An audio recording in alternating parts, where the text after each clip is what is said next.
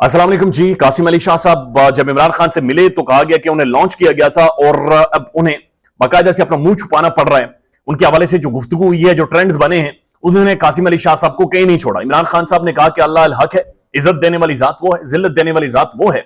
लेकिन कासिम अली शाह साहब ने बहरहाल कोशिश की कि वो मीडिया पर आकर कहें कि ये बंदा तकब्बुर से भरा हुआ है, बंदा रिजिड है, बंदा सख्त है, फ्लेक्सिबिलिटी नहीं है।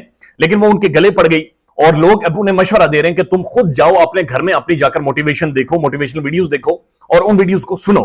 उसके बाद हमने देखा कि कहा गया कि कासिम अली शाह साहब को लॉन्च किया गया था, लेकिन अब यह बात हो रही है आज के दिन में कि एक और मुफ्ती साहब को बाकायदे से लॉन्च किया गया है। इसके हवाले से हुआ क्या है कि एंकर इमरान रियाज साहब ने ट्वीट किया और उस ट्वीट में वो लिखते हैं, अब एक मुफ्ती को काबू किया है ताकतवर हलकों ने और उस मुफ्ती को लॉन्च किया है। मान लीजिए साहब आप हार गए। ये मामला क्या है? कौन से मुफ्ती साहब को लॉन्च किया गया है? कौन से मुफ्ती साहब को नए प्रोजेक्ट के तौर पर इस्तेमाल किया जाएगा?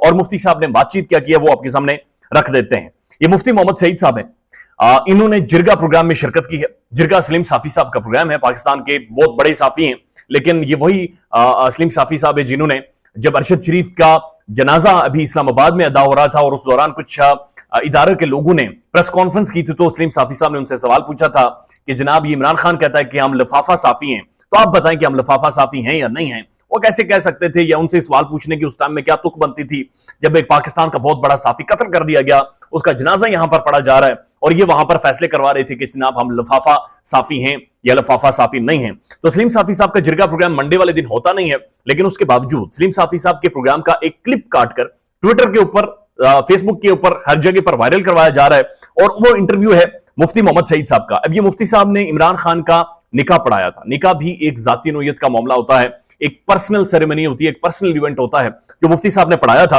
लेकिन मुफ्ती साहब उसके अंदर जो बातचीत कर रहे हैं वो बड़ी ट्रिकी है। मुफ्ती साहब ये कह रहे हैं ये मुनासिब नहीं है कि मैं इसके ऊपर बात करूं, लेकिन मैं फिर भी बात कर देता हूं। खान साहब का निकाह हकायक की बुनियाद पर नहीं हुआ था, यानी बुशरा बीबी के साथ जो निकाह हुआ था वो हकायक की बुनियाद पर नहीं हुआ था।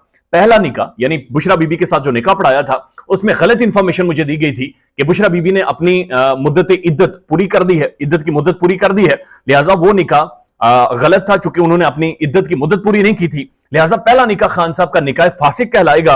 कुछ मुद्दत बाद जब हमें ये पता चला कि उन्होंने इद्दत की मुद्दत नहीं पूरी की थी, तो मैंने बाकी उलमा कराम से, मुफ्तियान कराम से, आलिम दीन से पूछा, तो उन्होंने कहा कि अब दोबारा खान साहब का आप निकाह पढ़ाएं। लिहाजा इस तरह से जनाब मैंने खान साहब का 2 दफा निकाह पढ़ाया हुआ है। अब ये एक जाती नोयत की बात है, ये पर्सनल बात है, किसी भी शख्स की, इंडिविजुअल की हो, लीडर की हो, पर्सनैलिटी की हो।